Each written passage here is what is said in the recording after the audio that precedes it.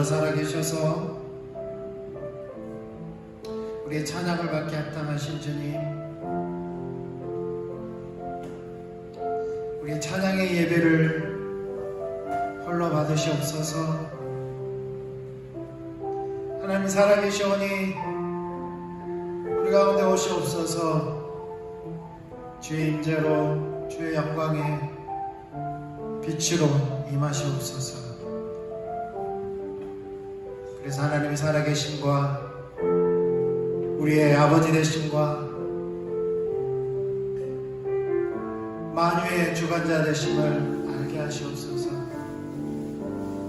이 시간도 우리를 통치하시고 운행하시고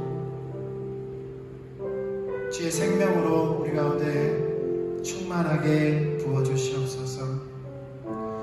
우리 허물과 죄를 주의 보혈로 씻어주시며 오늘도 다음대의 은혜의 보좌 앞으로 나아갈 수 있도록 십자가의 공로를 의지하며 예수 그리스도를 우리가 바라봄으로 이 시간도 나아갑니다. 예수님의 이름으로 기도했습니다. 아멘.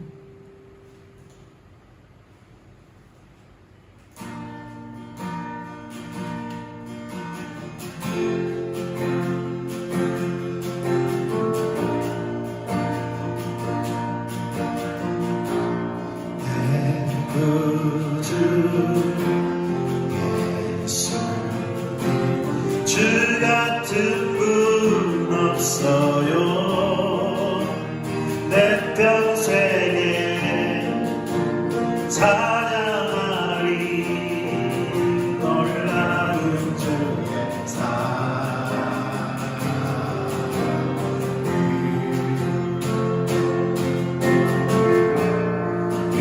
위로자 피난처 되신 주님, 나의 영혼 몸만 다해 주를 경배합니다.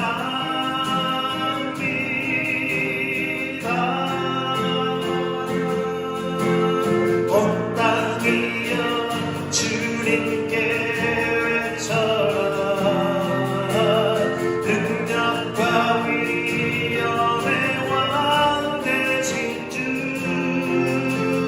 산과 바다 소리쳐 주의 이름을 높이리.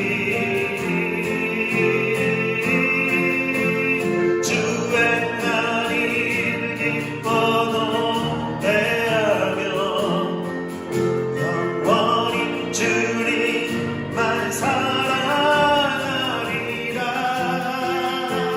신실하신 주의 약속 나 받았네.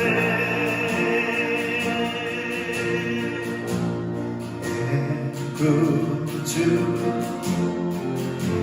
예수님, 주 같은 분 없어요. 내 평생에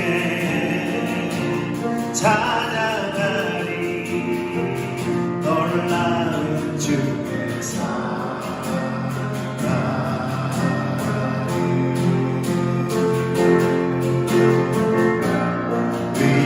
위로차 되시며 피난처 되신 주님,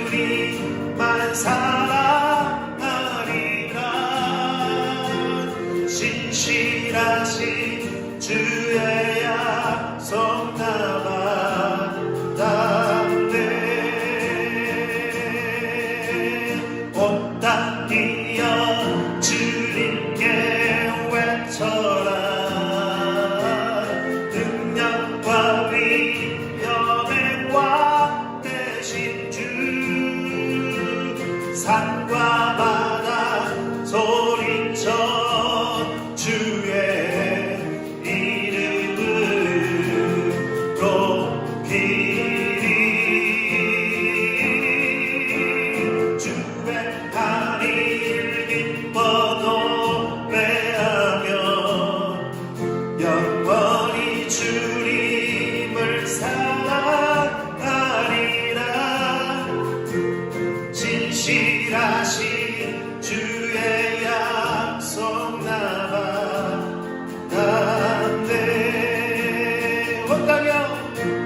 온 땅 빌려 주님께 외쳐라. 능력과 위엄의 왕 되신 주, 산과 바다 소리쳐 주의 이름 불러드리리.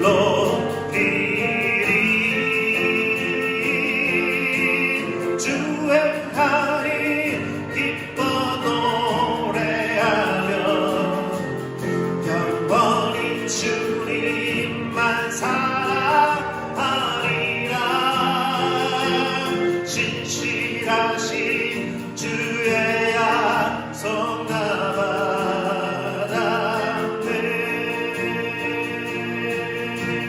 진실하신 주의 약속 나바다네.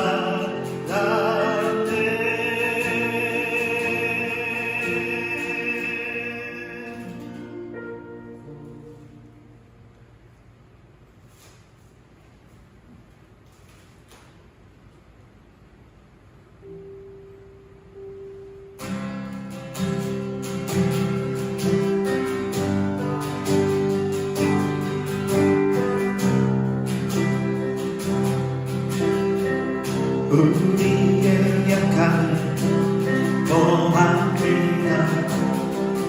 우린 연약해도 주는 강해요.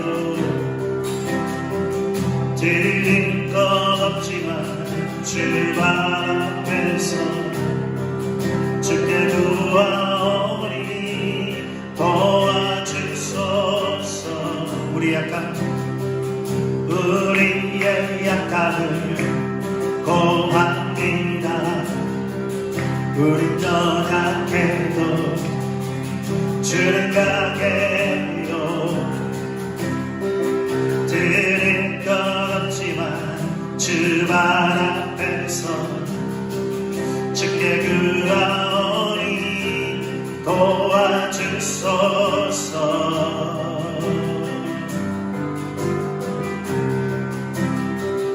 깨어진 마음 내게 안으시며 거절하는 시죠. 주님의 자비와 사랑입니다. 간구하오니 성령의 강물 흐르게 하소서. 주의 자비를 부으소서. 하늘로부터 부으소서. 우리 기도하오니 오늘 새롭게 부으소서. 주의 자비를 부으소서. 달콤하게 부으소서. 우리 기도하오니 오늘 새롭게 부으소서. 우리의 약함을 고합니다. 우린 연약해도 주는 강해요. 드릴 것 없지만 주 발 앞에서 주께 구하오니 도와주소서.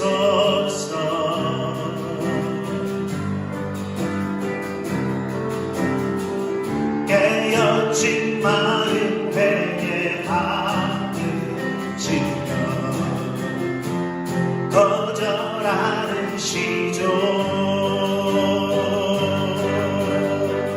주님의 자비와 사랑 이릅니다. 간구하오니 성령의 강물 흐르게 하소서. 주의 자비를 부으소서. 하늘로부터 부으소서. 우리 기도하오니 오늘 새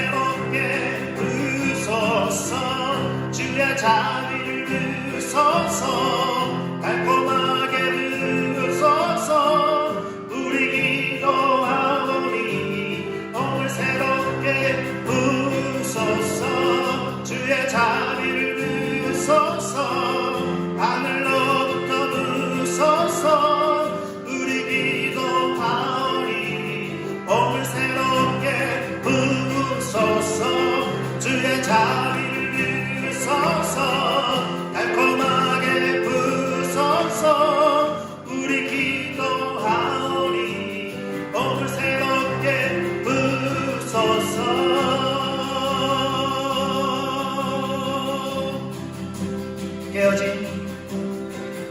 깨어진 마음 회개하듯이며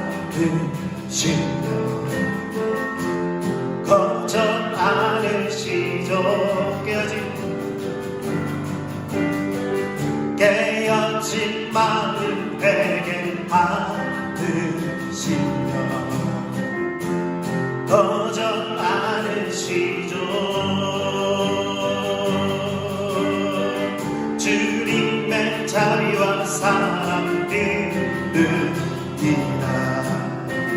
간구하오니 성령의 강물 흐르게 하소서 주의 자비를 부으소서 하늘로부터 부으소서 우리 기도하오니 오늘 새롭게 부으소서 주의 자비를 부으소서 달콤하게 부으소서 우리 기도하오니 오늘 새롭게 부으소서 주의 자비를 부으소서 하늘로부터 부으소서 우리 기도하오니 오늘 새롭게 부으소서 주의 자비를 부으소서 달콤하게 부으소서 우리 기도하오니 오늘 새롭게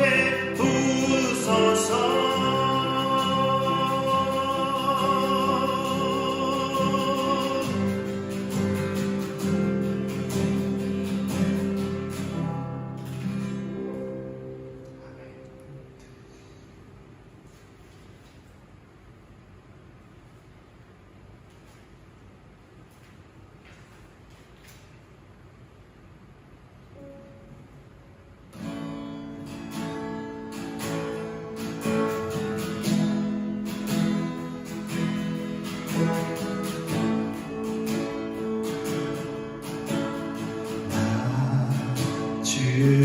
주님만을 바라보며 살게 하소서 주님의 영광 아래 영원토록 남게 하소서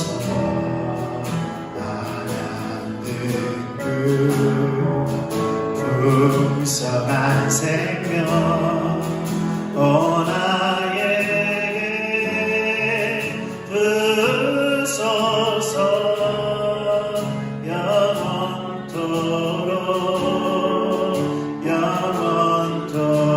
영원토록 변치 않게 임하소서 오 나의 주의 사랑 필요해요 너무나 크신 그 사랑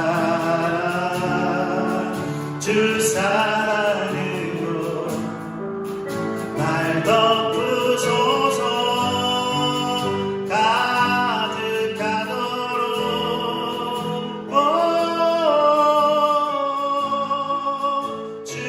주님의 따뜻한 나의 영혼을 보아소서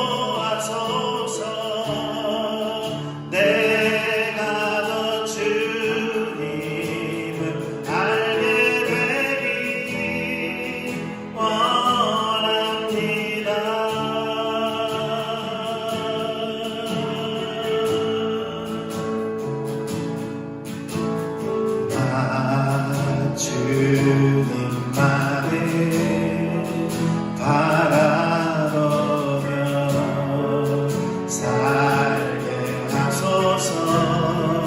주님의 비 영광 아래 영원토록 남게 하소서.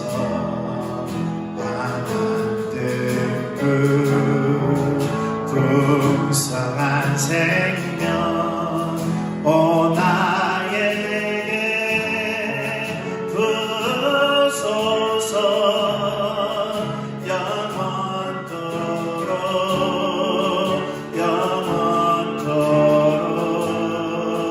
변치 않게 임하소서.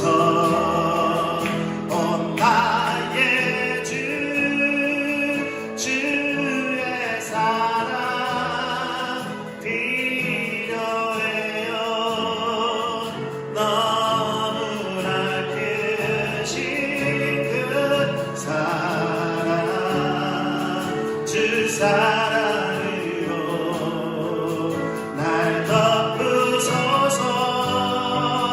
가득하도록 주님의 따뜻한 품속에서 나의 영혼을 보호하소서. 내가 더 주님을 알게 되기 원합니다.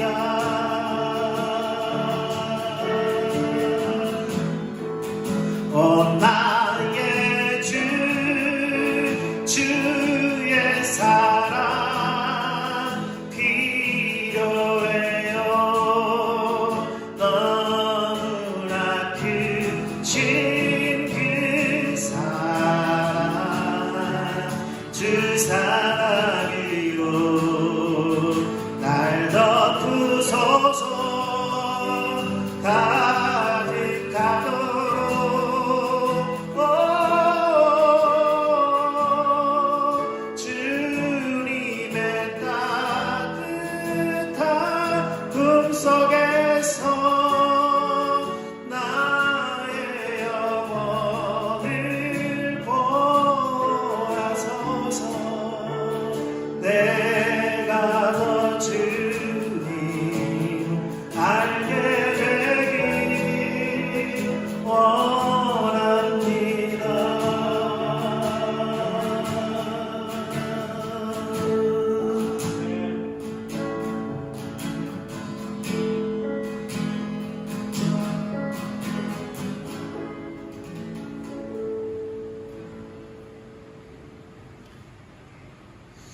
할렐루야. 거제 일회교회 주일에 함께 하시는 한 분 한 분 축복합니다. 온라인을 또한 동참하는 지체들 축복합니다. 서로 눈인사 하시고요, 손인사 하시고 사랑합니다. 축복합니다.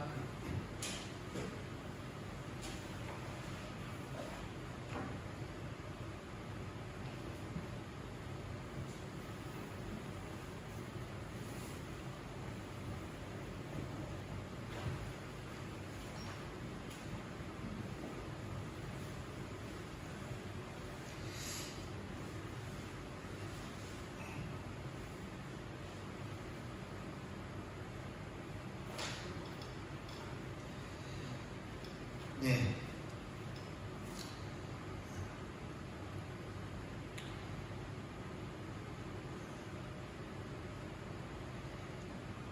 전체 전국적인 확진자 수를 보면 조금 이제 감소세로 돌아선 것 같습니다. 확실할 수는 없지만 좀 감소세로 돌아선 것 같고요.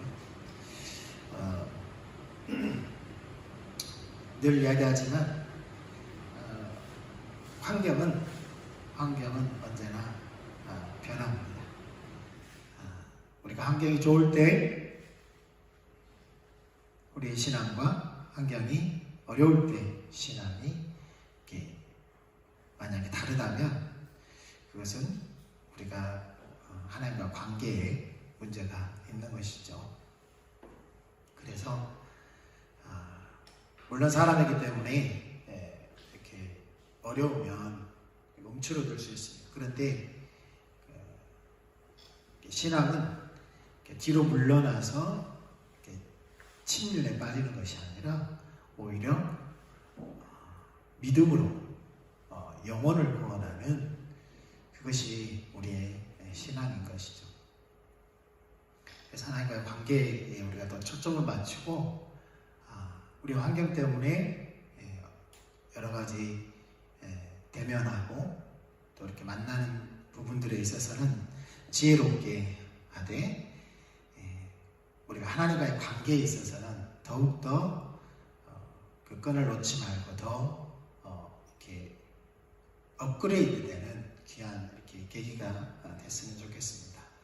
그러기 위해서는 우리가 지난주까지 살펴보았던 하나님의 얼굴 구하는 삶, 하나님 알기를 구하고 하나님의 뜻과 목적 알기를 구하고 하나님의 길 알기를 원하여서 하나님께서 계신 곳에 우리도 함께하고 하나님의 그 뜻과 목적을 이루기 위해서 우리의 삶을 다 드리는 그러한 자리까지 이르는 것이죠. 하나님의 이따도 말씀드리겠지만 하나님의 우리를 향한 하나님의 계획이 있으세요. 그래서 우리가 이제 또 전문 용어로 비전이라고 하나님 비전이라고 이 시대를 향한 또 비전이기도 하죠. 그런데 궁극적인 비전이 있어요. 궁극적인 비전.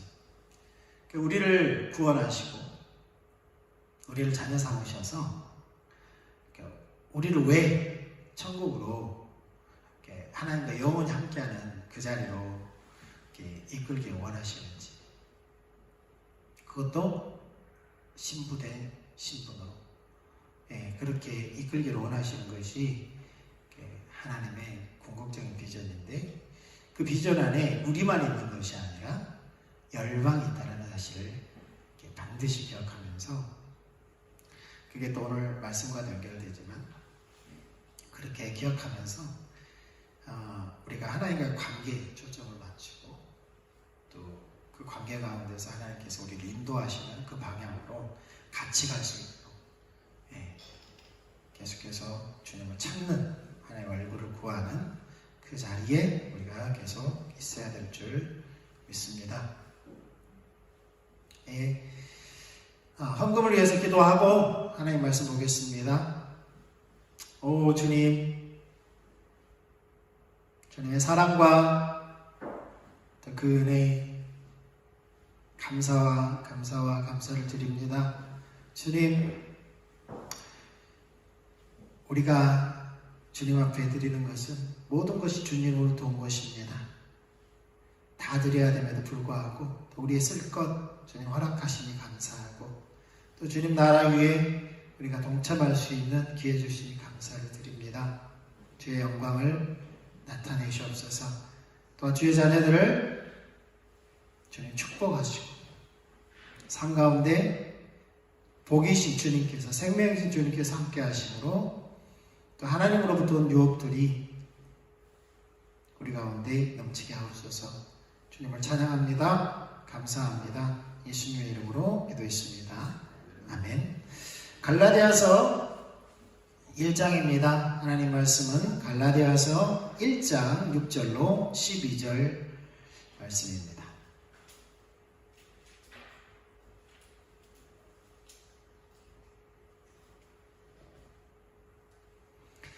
갈라디아서 1장 6절에서 12절까지입니다. 우리 같이 합독하도록 하겠습니다. 그리스도의 은혜로 너희를 부르신 이를 이같이 속기 떠나 다른 복음을 따르는 것을 내가 이상하게 여기노라. 다른 복음은 없나니 다만 어떤 사람들이 너희를 결함하여 그리스도의 복음을 변하게 하려 함이니라. 그러나 우리가 혹은 하늘로부터 온 천사라도 우리가 너희에게 전한 복음 외에 다른 복음을 전함은 저주를 받을지어다. 우리가 전에 말하였거니와 내가 지금 다시 말하노니 만일 누구든지 너희가 받은 것 외에 다른 복음을 전하면 저주를 받을지어다.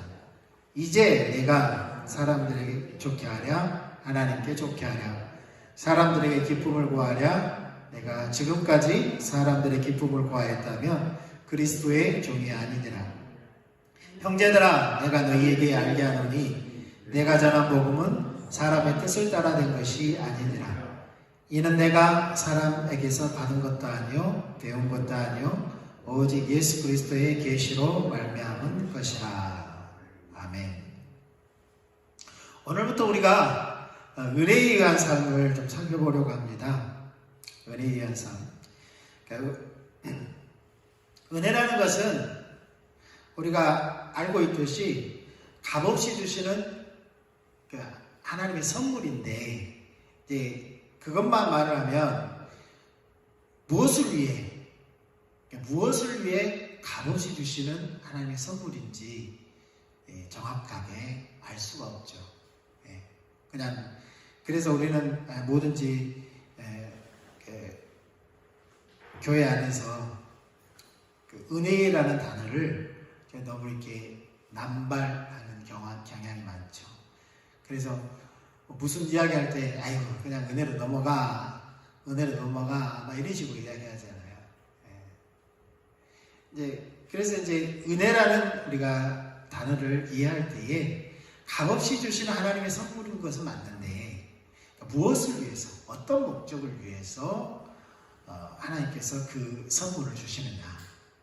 그러니까 구원만 하더라도 우리가 노력을 통해서 얻은 게 아니잖아요. 하나님께서 값없이 주신 거거든요. 또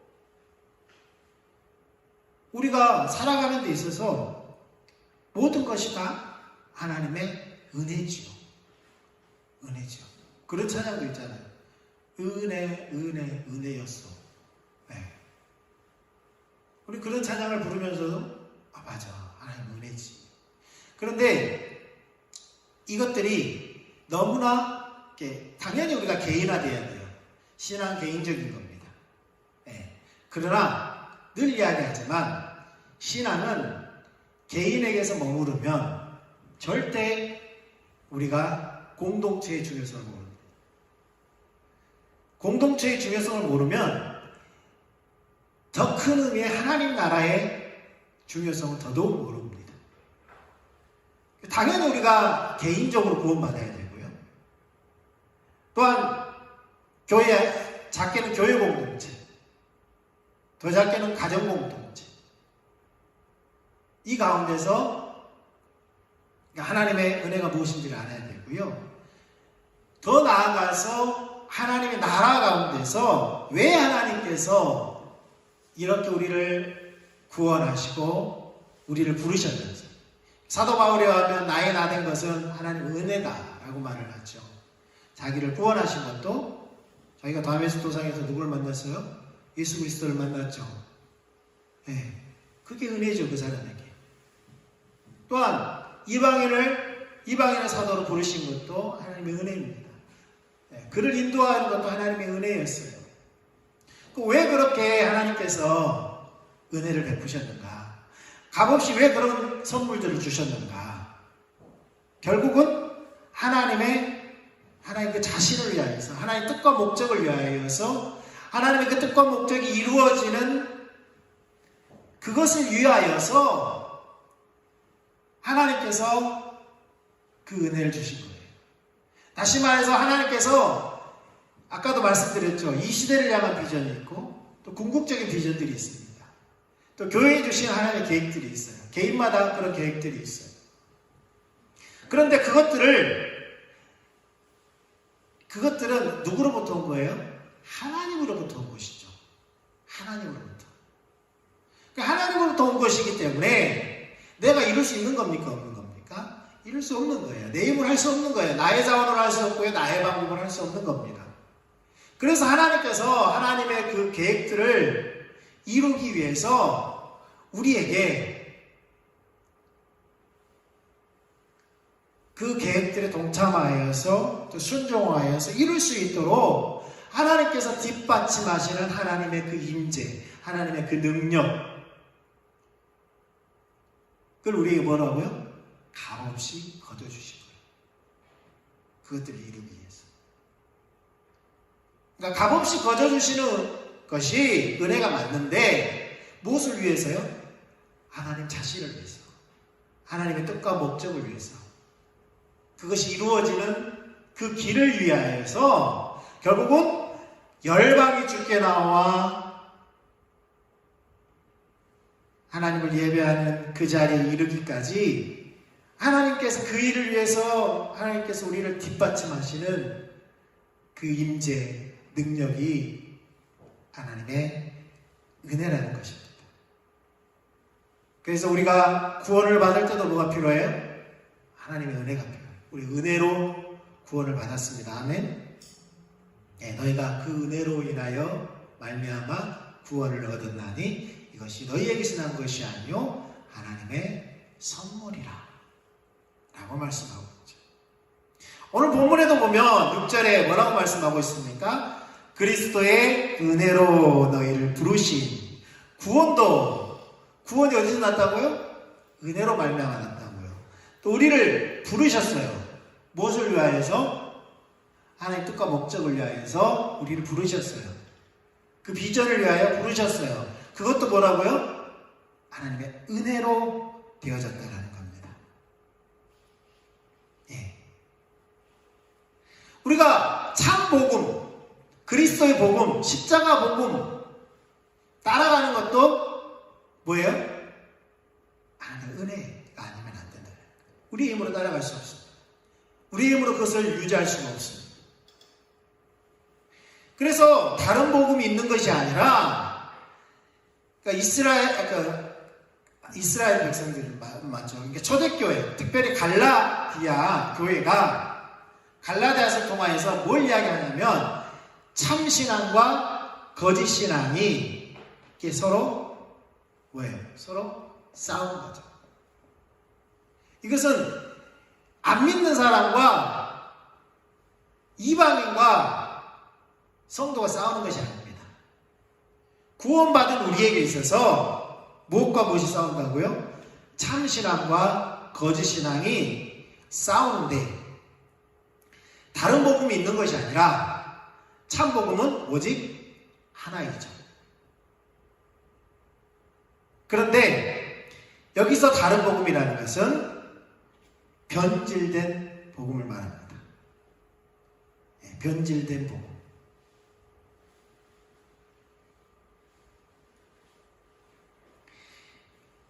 다른 복음은 없나니 다만 어떤 사람들이 너희를 교란하여 그리스도의 복음을 변하게 하려 합니다.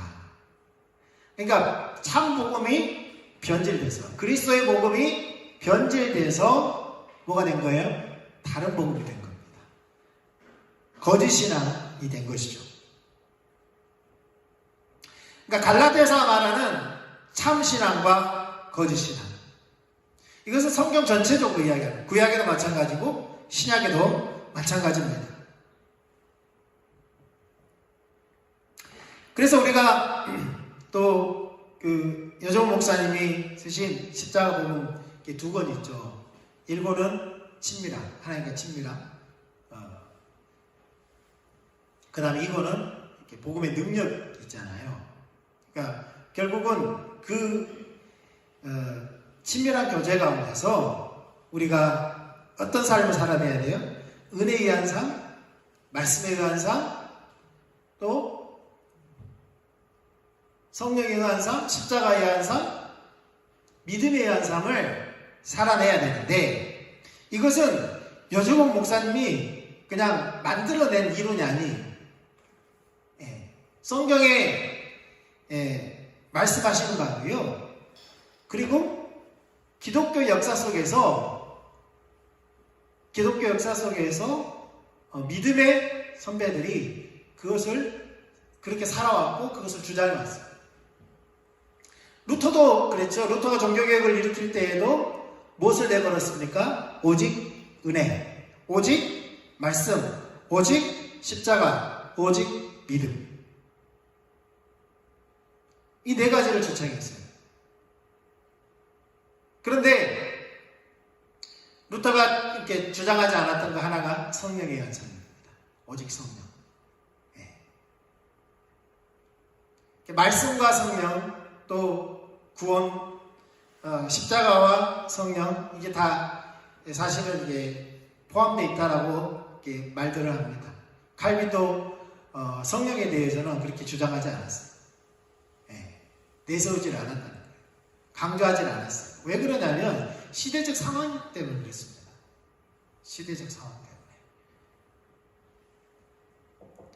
항상 초대교회 이후에 이단들이 일어납니다.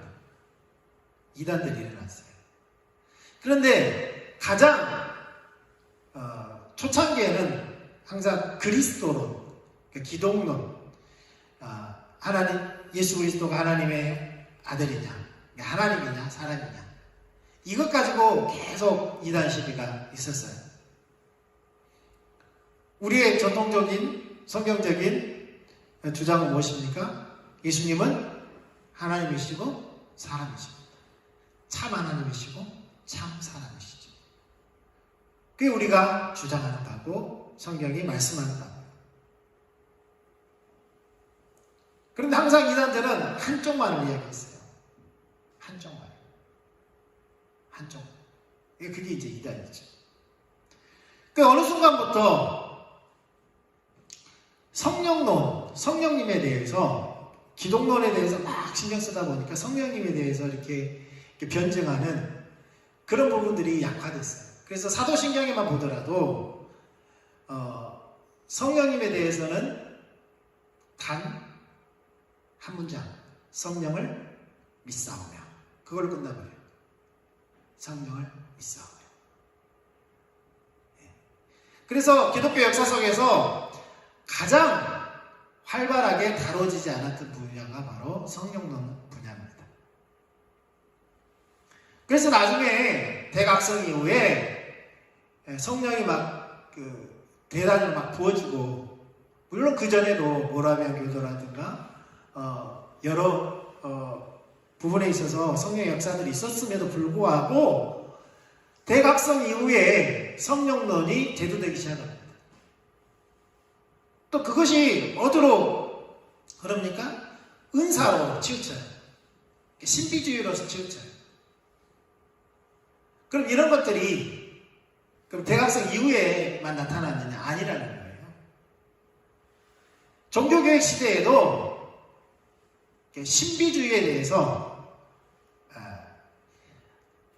오직 믿음으로, 오직 말씀으로 이것만 주장해도 벅찬데 성령론을 가지고 더 나가면 신비주의자로 몰릴 수밖에 없는 그런 역사적인 상황들이었습니다. 그때는 막 마누라고 해서 불에 태워 죽였어요. 조금만 신비주의적인 경향이 보여요. 그래서 그런 그 역사적인 상황 가운데서 오직 성령을 주창하지 못한 것 같습니다.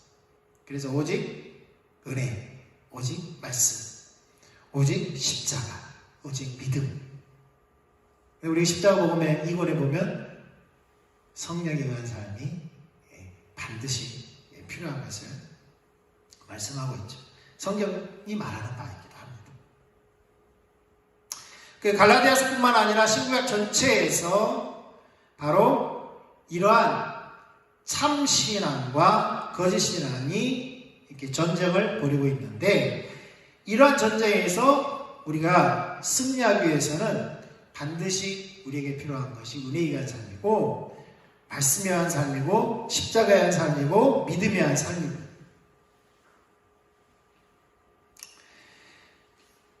이런 우리가 참신앙 가운데 거하지 못하게 하는 그 배경에는 결국 사탄이 그것을 방해합니다. 고린도후서 11장 4절에 이렇게 말씀하고 있어요. 만일 누가 가서 우리가 전파하지 아니한 다른 예수, 다른 복음 전파하거나 혹은 너희가 받지 아니한 다른 영, 다른 복음을 이야기하면서 다른 영을 이야기하죠. 그러니까 십자가의 복음은 무엇과 연관이 있어요? 성령과 연관이 있어요. 근데 다른 복음은 다른 영, 이 사단을 말합니다. 받게 하거나 혹은 너희가 받지 아니한 다른 복음을 받게 할 때에는 너희가 잘 용납하는 거야. 그러니까 고린도 교회뿐만 아니라 초대교회가 성령의 역사를 통해서 복음이 전해지고 교회가 세워졌는데 순식간에 어디로 간다고요? 분명히 참 복음을 전했는데 바울과 사도들이 참 복음을 전했는데 어느 순간에 어디로 가 있어요? 다른 복음으로 가 있다는 거예요. 다른 복음을 쫓고 있다는 거예요. 그러면서 고린도후서 11장 13절에 이런 말씀을 하고 있습니다. 그런 사람들은 거짓 사도요, 속이는 일꾼이니 자기를 그리스도의 사도로 가장하는 자들입니다. 그리스도의 사도가 아니라는 거예요. 그리스도의 선지자들이 아니라는 거예요. 그리스도의 일꾼들이 아니라는 겁니다. 이것은 이상한 일이 아니니라. 그러니까 다른 복음을 전하는 것이 이상하지 않다라는 거예요. 왜? 사단도 자기를 광명의 천사로 가장한다. 그러니까 복음인 것 같아요. 우리가 이러기 쉽잖아요. 사단이 뿔 달고 삼지창 들고 역삼각형 그 꼬리에 역삼각형 해가지고 그렇게 나타나면 사단을 환영할 사람이 얼마나 되겠어요? 사단을 섬기는 사단 추종자들 외에 일반 사람들이 그 사단을 웰컴 하겠어요?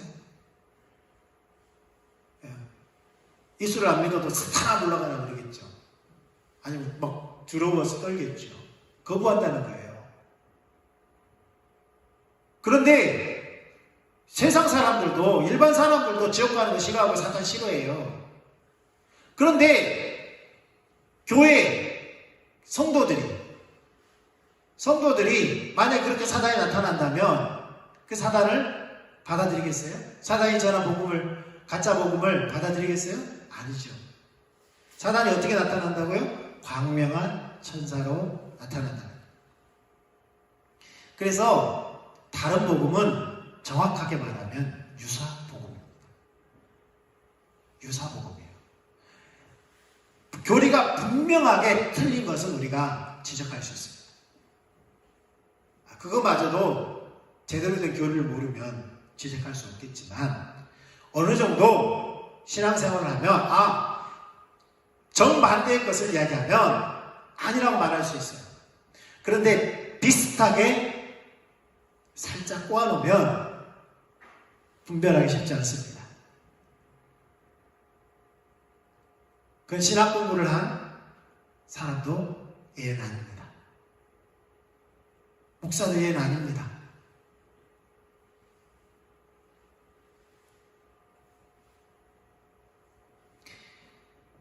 그래서 사실은 다른 복음이 아니라 정확하게 말하면 유사복음입니다. 유사복음. 왜요? 사단이 자기 정체를 대놓고 드러낼 수 없거든요. 그래서 살짝 이게 변질시키는 거예요. 그 사단이 하와에게 나타나서 뭐라고 그랬어요? 정말로 하나님께서 동산에 있는 모든 나무의 열매를 먹지 말라 하더냐? 먹지 말라 하긴 했죠. 모든 것은 아니지. 네. 이렇게 비슷하게 접근을 한다는 거예요. 15절에 이렇게 말합니다. 그러므로 사단의 일꾼들도 자기를 의의 일꾼으로 가정하여, 의의 일꾼으로.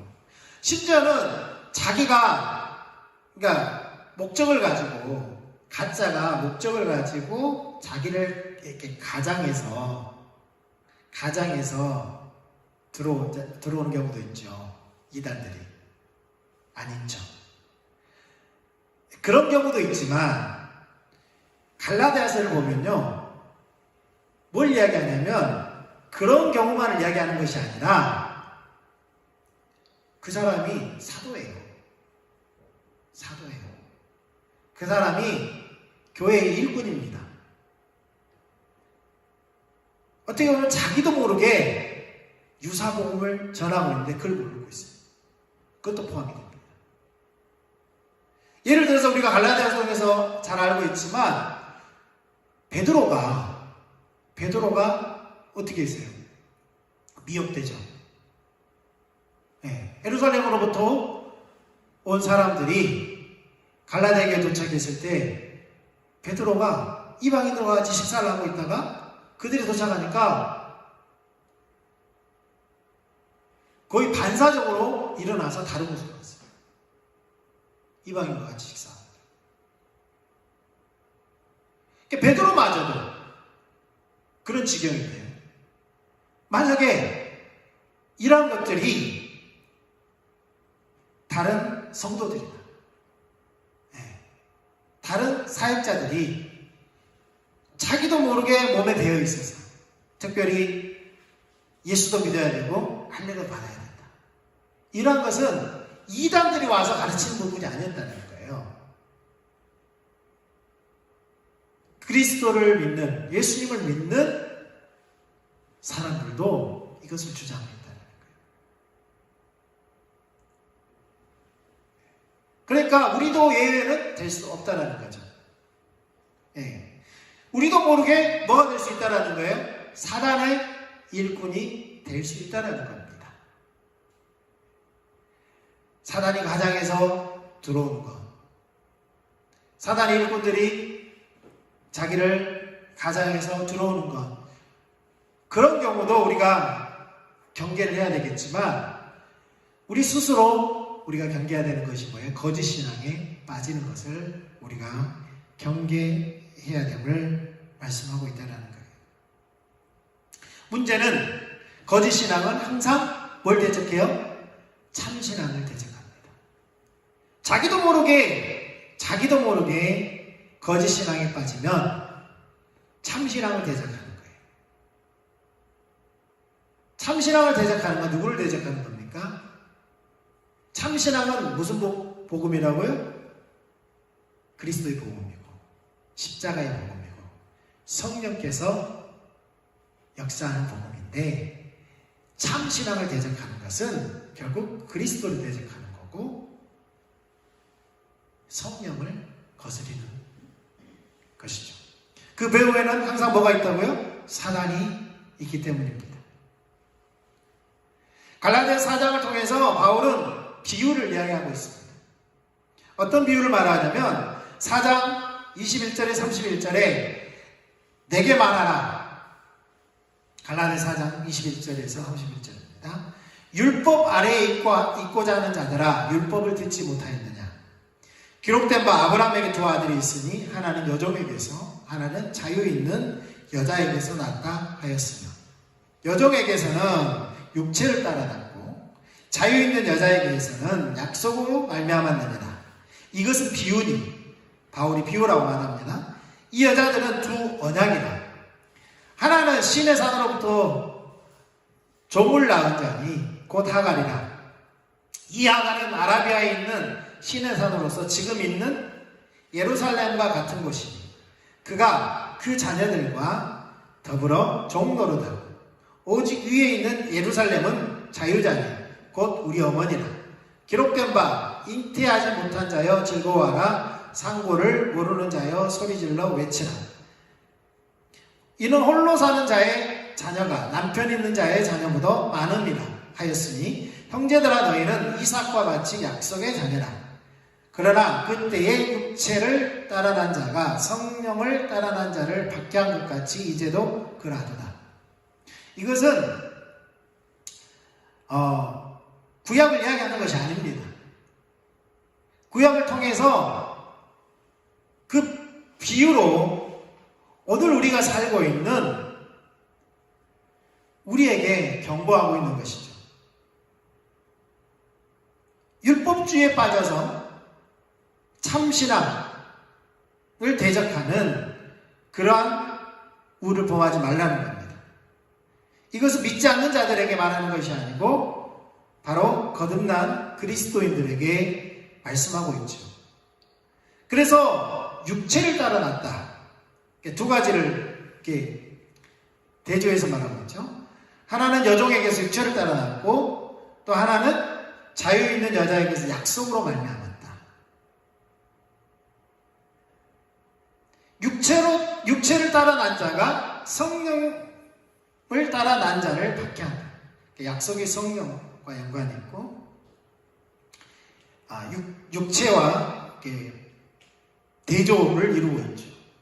그래서 항상 육체를 따로 난 자, 그러니까 율법 아래 있고자 하는 자, 율법주의에 빠진 사람, 거짓 신앙 체계에 있는 사람은 육체를 따라 난 자인데, 이 사람은 항상 성령을 따라, 약속을 따라 난 그 사람을 대적한다는 겁니다.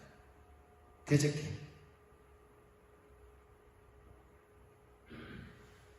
그래서 우리는 육체를 따라 난 여종이 낳은 자녀가 아니라 자유 있는 여자의 자녀라. 여기서 여자는 바로 그리스도께서 세우신 교회를 상징합니다. 그러니까 우리가 약속으로 말미암아 성령을 따라 난 자들이라는 거예요. 이런 자들은 율법 아래 매어있지 않고 바로 성령을 따라, 약속을 따라 난 자들은 그리스도의 복음, 참 복음, 십자가 복음 가운데서 더불어 유업을 얻을 자들이기 때문에 바로 이러한 것들을 대적하고 내어 쫓으라고 말하고 있습니다. 그래서 30절에 이렇게 말하고 있죠. 성경이 무엇을 말하느냐? 여종과 그 아들을 내어 쫓으라. 여종의 아들이 자유 있는 여자의 아들과 더불어 유업을 얻지 못하리라. 유업을 나눠 가질 수가 없는 거예요. 오늘날에도 보면 재산 때문에 싸우잖아요. 나눠 갖기 싫어서, 더 많이 갖고 싶어서. 그러면 하나님 나라 유업은, 십자가 복음에 주어진 유업은 절대로 육체를 따라 난 자, 다시 말해서 율법 아래 있고자 하는 자들, 다시 말해서 거짓 신앙 체계에 있는 자들은 십자가의 복음의 유업을 나누어 가질 수 없다는 거예요. 그 유업을 얻을 수 없다는 거예요. 성령을 따라 난 자들이 받을 그 유업을 같이 얻지 못한다는 거예요. 그래서 거짓 신앙이 참 신앙을 핍박한다. 구약이든 신약이든 언제나 기독교 역사 속에서 가장 핍박했던 것이 바로 율법주의 신앙입니다. 예수님도 누가 핍박했어요? 율법주의자들이 핍박했어요. 스데반도 누가 핍박했어요? 죽였어요? 율법주의자들이 그랬어요. 초대교회도 마찬가지입니다. 부흥회 때마다 그랬어요. 네. 부흥이 올 때에 항상 누가 앞장서서 핍박을 했냐면 말씀을 강조하는 자들이 핍박했어요. 성경 말씀을 들이대면서 이것은 틀렸다 라고 핍박을 했다는 거예요. 바리새인들도 그랬어요. 모세오경을 들이대면서 예수님을 핍박했고요. 초대교회 성경을 근거로 이야기했어요. 그러니까 거짓 선지자들도, 성경이 말한 거짓 선지자들은 바알의 선지자 뭐 이런 선지자들 이야기하는 것이 아니라 이사야 시대나 예레미야 시대나 평안의 메시지를 전하고 부드러운 메시지를 전하고 이런 사람들 거짓 선지자라고 했거든요. 그 사람들은 나름대로 뭘 가지고 공격을 했다고요? 성경을 가지고 핍박을 했다고요. 오늘날에도 마찬가지라고요. 조그만 성령의 역사가 일어나면 눈에 불을 켜고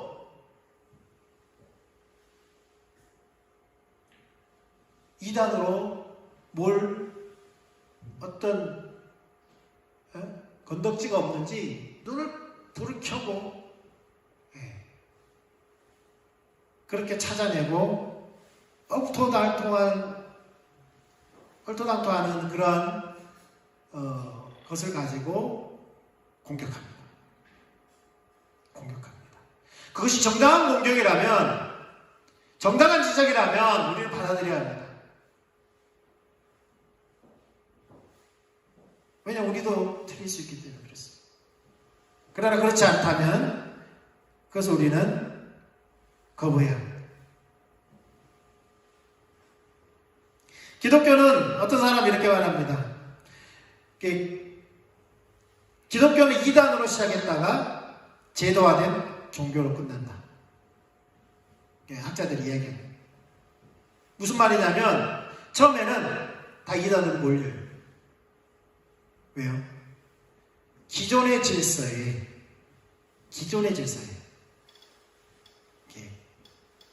발에서 일어나는 개혁적인 그런 성향들이 반드시 나타나게 되어 있어요. 왜요? 제도화된, 다시 말해서 고인물은 썩는데, 변질되는데, 그러한 가운데서 참 복음에 목마른 자들이 일어나죠.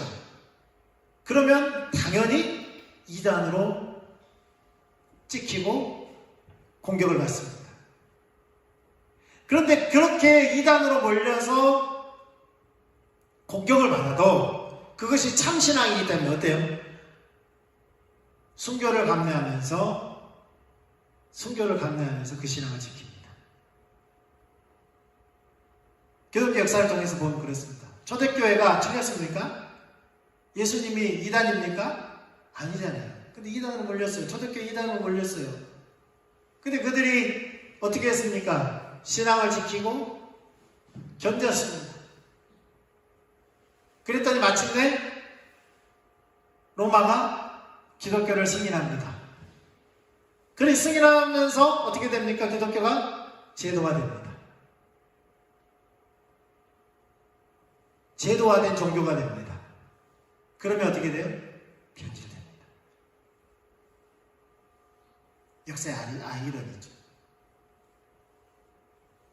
종교개혁이 일어났습니다. 누가 종교개혁을 일으켰어요? 루터가. 그래서 루터를 추종하는 자들이 루터교를 창시했죠. 독일에.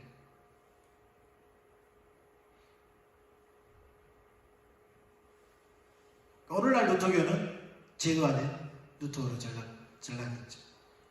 감리교, 웨슬리가 성령 역사로 말미암아 그것을 감리교의 웨슬리 제자들이 무엇을 만들었어요?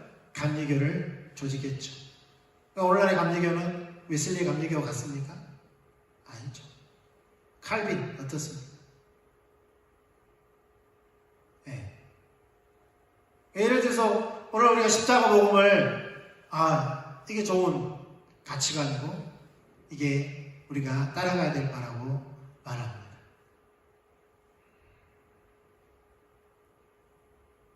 그래서 하나님께 세목회 선교를 세웠습니다. 우리가 같이 연합합니다. 무슨 이야기가 나옵니까?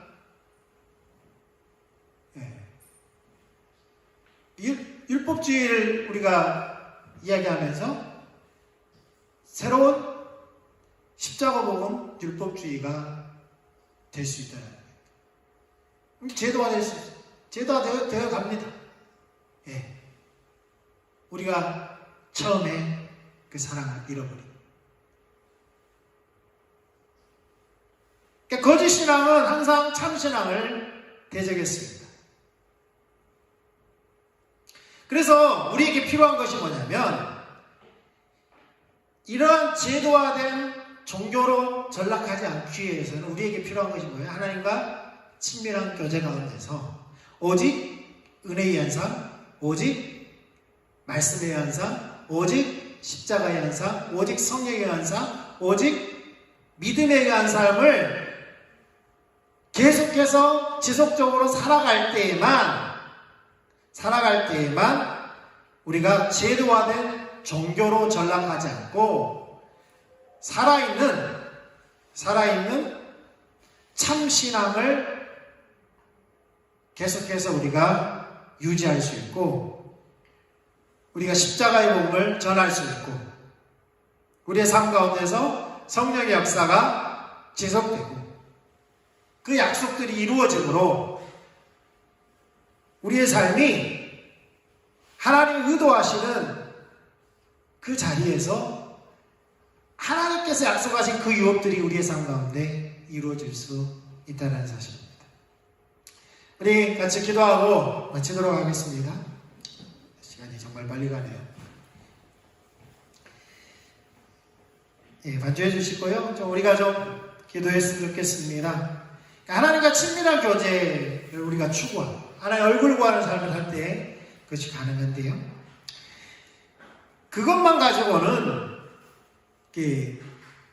반쪽짜리 같은 거죠. 그래서 우리가 우리의 삶 가운데서 이제 오직 은혜에 의한 삶, 오직 말씀에 의한 삶, 오직 십자가에 의한 삶, 오직 성령에 의한 삶, 오직 믿음에 의한 삶을 사는 것이 중요합니다. 그래서 가장 먼저 우리가 은혜에 의한 삶을 우리가 살펴보고 있는데요. 우리가 구원받은 것도 하나님의 은혜고요. 우리를 부르신 것도 하나님의 은혜고요. 우리를 통해 하나님의 그 비전을 이루어 가시는 것도 하나님의 은혜가 아닌 것은 우리가 할 수가 없는 것입니다. 왜 하나님의 은혜가 필요하냐면 계속해서 우리는 자칫하면 우리의 관성이 있어요. 관성이 뭐냐면 율법주의, 거짓신앙으로 돌아가는 거죠. 자기중심적으로 돌아가는 겁니다. 그래서 끊임없이 우리가 그렇게 뒤로 이렇게 돌아가려고 하는 그 관성을 우리는 잡아줘야 돼요. 무엇을? 하나님과 교제 가운데서 하나님의 은혜가 아닌 것은 우리가 그것이 불가능하다는 사실을 인식하면서 하나님의 은혜를 끊임없이 구해야 합니다.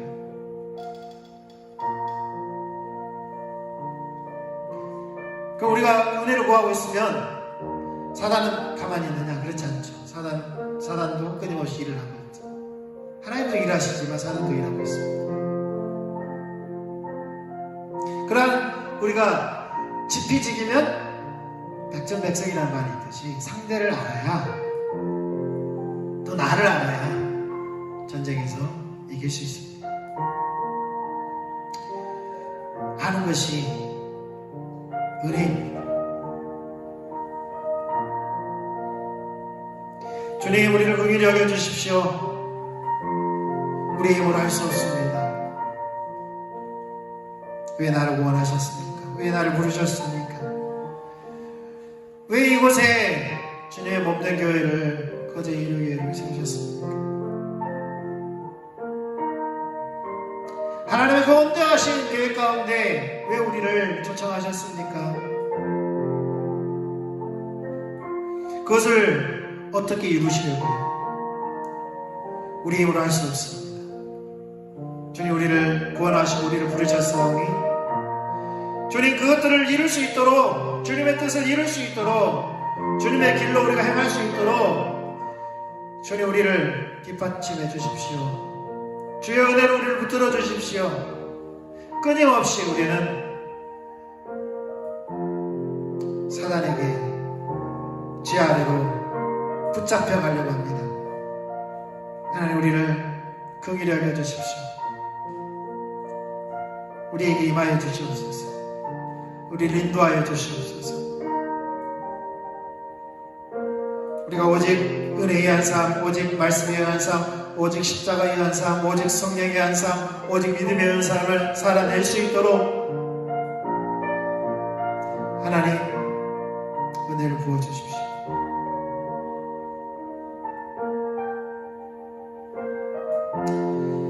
이제는 우리 주 예수 그리스도의 한량성 은혜와 하나님 아버지의 크신 사랑과 성령님의 내주 교통하시는 거짓 신앙을 대적하고 참 신앙 가운데 성령을 따라 그 약속의 유업을 받기 원하는 주의 자녀들 가운데, 주의 교회 가운데 이제부터 영원토록 함께 계시기를 예수님의 이름으로 축원합니다.